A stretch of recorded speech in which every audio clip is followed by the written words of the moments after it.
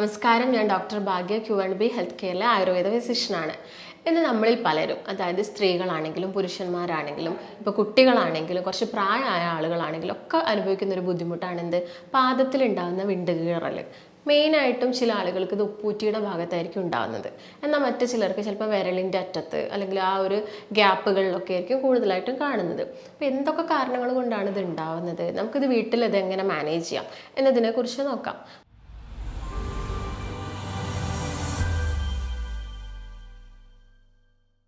അപ്പോൾ മെയിനായിട്ട് ഇത് ഉണ്ടാകുന്ന സമയത്ത് ആളുകൾക്ക് നടക്കാനൊക്കെ ഭയങ്കര ബുദ്ധിമുട്ടായിരിക്കും. അല്ലെങ്കിൽ ഒന്ന് ചെരുപ്പിടാതെ നടക്കുന്ന സമയത്ത് ഈ മണൽത്തരിയൊക്കെ ആ ഒരു വിണ്ടുകീറലിൻ്റെ ഉള്ളിലൂടെ കയറിയിട്ടുണ്ടാകുന്ന അസ്വസ്ഥത എന്ന് പറയുന്നത് ഭയങ്കര ബുദ്ധിമുട്ടുള്ളൊരു കാര്യമാണ്. ഇതുമൂലം അവർക്കൊരു വലിച്ചിലോ പുകച്ചിലോ ഉണ്ടാവും. അല്ലെങ്കിൽ തണുത്ത സ്ഥലത്ത് കാല് വെക്കുന്ന സമയത്ത് പെട്ടെന്ന് കാലിനൊരു ഷോക്ക് പോലെയോ പെട്ടെന്നൊരു തരിപ്പ് പോലെയൊക്കെ ഉണ്ടാകുന്നൊരു സിറ്റുവേഷൻ ഉണ്ടാവാറുണ്ട്. അപ്പോൾ ഇതെന്തൊക്കെ കാരണങ്ങൾ കൊണ്ടാണെന്ന് നോക്കുന്ന സമയത്ത് മെയിനായിട്ട് നമ്മുടെ ശ്രദ്ധയില്ലായ്മ കൊണ്ട് തന്നെയാണ് ഇത് വരുന്നത്. പിന്നെ ചില അസുഖത്തിൻ്റെ ഭാഗമായിട്ട് ഇത് കണ്ടുവരാറുണ്ട്. അപ്പോൾ മഴക്കാലത്തൊക്കെ ആണെങ്കിൽ ചളിവെള്ളമൊക്കെ ആ ഒരു ഭാഗത്ത് കയറുന്ന സമയത്തൊക്കെ നല്ല ഇറിറ്റേഷൻസും അസ്വസ്ഥതയൊക്കെ ഉണ്ടാവാറുണ്ട്. അപ്പം മെയിനായിട്ട് നമ്മൾ മനുഷ്യരെന്ന് പറയുന്നത് നിവർന്ന് നടക്കുന്ന ആളുകളാണ്. അതുകൊണ്ട് തന്നെ നമ്മുടെ വെയിറ്റ് കൂടുതലായിട്ടും ബിയർ ചെയ്യുന്നത് നമ്മുടെ മുട്ടും അതുപോലെ തന്നെ നടുവും കാലിൻ്റെ പാദമൊക്കെയാണ്. അപ്പോൾ കാലിൻ്റെ പാദത്തിൻ്റെ അടിയിലുള്ള തൊലി എന്ന് പറയുന്നത് കുറച്ച് കട്ടി കൂടുതലായിരിക്കും. കാരണം കൂടുതൽ വെയിറ്റ് കേന്ദ്രീകരിക്കുന്നത് ആ ഒരു ഭാഗത്തേക്കാണ്. അതുകൊണ്ട് തന്നെ കൂടുതൽ ആ ഒരു പാദത്തിൻ്റെ അടിയിലുള്ള തൊലിക്ക് കുറച്ച് കട്ടി കൂടുതലായിരിക്കും. അല്ലാത്ത കേസുകളിൽ നമ്മൾ കാണാറുണ്ട് പാദത്തിൻ്റെ അടിയിൽ ആ ഒരു തൊലിക്ക് കുറച്ചധികം കട്ടി അല്ലെങ്കിൽ ചെറിയൊരു നിറവ്യത്യാസത്തിലൊക്കെ കണ്ടുവരുന്നത്. അതിനെ നമ്മൾ കാലസ് എന്നാണ് പറയുന്നത്. കാലസ് ഫോർമേഷൻ, അതായത് വെയിറ്റ് കൂടുന്നതിനനുസരിച്ചും ഈ ഒരു പ്രശ്നം ആളുകളിൽ കണ്ടുവരാറുണ്ട്. തൊലിക്കടിയിൽ നമ്മുടെ പാദത്തിൻ്റെ തൊലിയുടെ ആ ഒരു അടിഭാഗത്തായിട്ട് ഒരു ചെറിയൊരു ലൈറ്റ്, ഒരു മഞ്ഞ നിറം പോലെയൊക്കെ അല്ലെങ്കിൽ എന്തെങ്കിലും ഒരു കളർ വ്യത്യാസത്തിൽ കാണും. ഇതിൻ്റെ ഒരു കാരണം നമ്മുടെ വെയിറ്റ് ആ ഒരു ഏരിയയിൽ ബാലൻസ് ചെയ്യാൻ വേണ്ടിയിട്ടാണ് ഇങ്ങനൊരു കാലസ് ഫോർമേഷൻ നടക്കുന്നത്. അപ്പോൾ അവിടെയുള്ള തൊലിക്ക് കട്ടി കൂടും. പിന്നെ കുറേ സമയം നമ്മൾ നടക്കുന്ന സമയത്ത് അല്ലെങ്കിൽ വെയിറ്റ് നമ്മുടെ ശരീരഭാരം കൂടുന്ന സമയത്തൊക്കെ അത് പൊട്ടാനുള്ളൊരു ചാൻസ് ഉണ്ടാകുന്നുണ്ട്. അപ്പം ഒരു എക്സ്റ്റേണലി പുറത്താണ് ഇങ്ങനെ പൊട്ടുന്നതെങ്കിൽ നമുക്ക് വലിയ വേദനയോ കാര്യങ്ങളോ ഒന്നും ഉണ്ടാകുന്നില്ല. പക്ഷേ ഇത് പൊട്ടിയിട്ട് വിണ്ട് കീറൽ പോലെയായിട്ട് കുറച്ച് ഉള്ളോട്ടൊക്കെ പോകുന്ന സമയത്താണ് ഈ വേദന കൂടുന്നത്.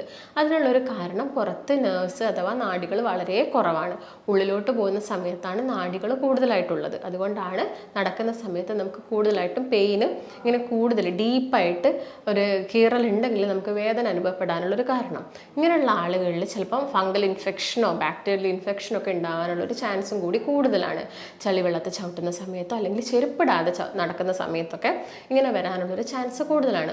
അപ്പോൾ എന്തൊക്കെ കാരണങ്ങൾ കൊണ്ടാണ് ഇത് സംഭവിക്കുന്നത് നോക്കുന്ന സമയത്ത് ഒന്ന് നമ്മുടെ ഓവർ വെയിറ്റ് തന്നെയാണ്. നമുക്ക് ഭാരം കൂട്ടുന്നതിനനുസരിച്ച് പാദത്തിലുണ്ടാകുന്നൊരു പ്രഷറും കൂടുതലായിരിക്കും. അതുമൂലം അവിടെ തൊലി കട്ടി കൂടുകയും പൊട്ടാനുള്ളൊരു ചാൻസ് ആവുന്നുണ്ട്.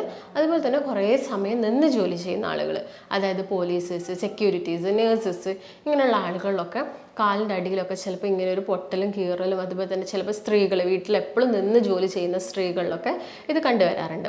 മറ്റൊരു കേസ് നോക്കുകയാണെങ്കിൽ അസുഖമാണ്. അസുഖത്തിൻ്റെ കേസ് നോക്കുകയാണെങ്കിൽ തൈറോയ്ഡ് ഉള്ള ആളുകൾക്കും അതുപോലെ തന്നെ ഡയബറ്റീസ് ഉള്ള ആളുകൾക്കും ഇത് കണ്ടുവരാറുണ്ട്.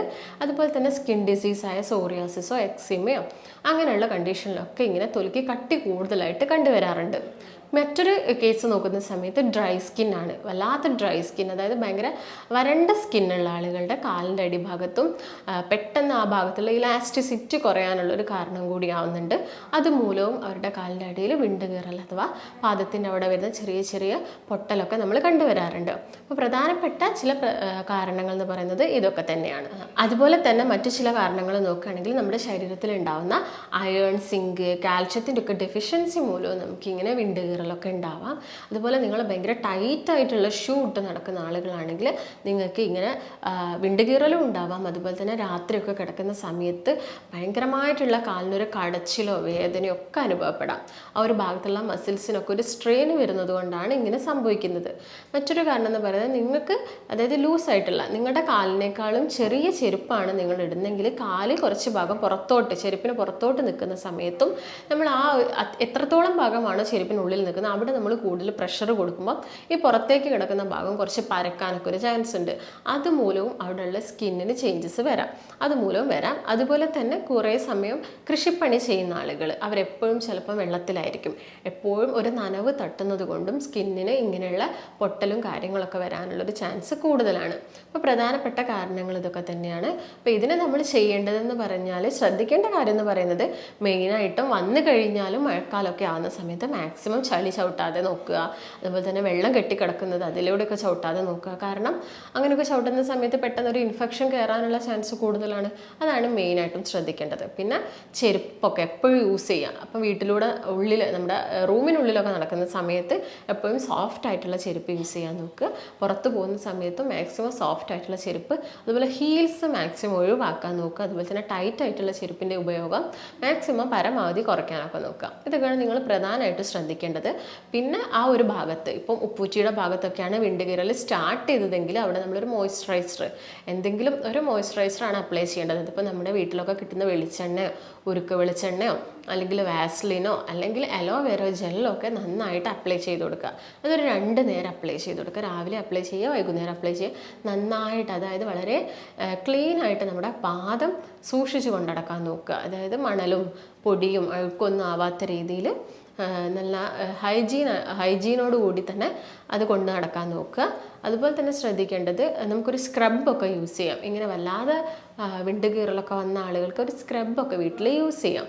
അതായത് ഓട്സിൻ്റെ പൗഡറും ഉപ്പും ഒക്കെ മിക്സ് ചെയ്തിട്ട് നമുക്ക് നന്നായിട്ട് അവിടുന്ന് സ്ക്രബ് ചെയ്ത് കൊടുക്കാം. അല്ലെങ്കിൽ രാത്രി ഉറങ്ങുന്ന സമയത്ത് കാല് നന്നായിട്ട് ക്ലീൻ ചെയ്തിട്ട് ഒരു സോഫ്റ്റ് ആയിട്ടുള്ളൊരു കല്ല് ഉപയോഗിക്കുക. അതിൻ്റെ മുകളിൽ ഈ കീറൽ വന്ന ഭാഗത്ത് ചെറിയ രീതിയിൽ അധികം ഓവർ പ്രഷർ ചെയ്യേണ്ട, അത്യാവശ്യം നല്ലൊരു പ്രഷർ കൊടുത്ത് നന്നായിട്ട് ചെറിയൊരു രീതിയിൽ ഇങ്ങനെ റബ്ബ് ചെയ്യുക. അങ്ങനെ റബ്ബ് ചെയ്യുന്ന സമയത്ത് അവിടെ കിടക്കുന്ന കോശങ്ങളൊക്കെ, അതായത് ചത്തെടുക്കുന്ന ഡെഡ് സെൽസുകളൊക്കെ റിമൂവ് ചെയ്യും. എന്നിട്ട് ആ ഭാഗത്ത് നന്നായിട്ട് അലോവേര ജെല്ലോ അല്ലെങ്കിൽ വാസ്ലിനോ ഒക്കെ അപ്ലൈ ചെയ്തിട്ട് ഷൂ ഒക്കെ ഇട്ടിട്ട് കിടന്നുറങ്ങുന്നതായിരിക്കും കുറച്ചും കൂടി നല്ലത്.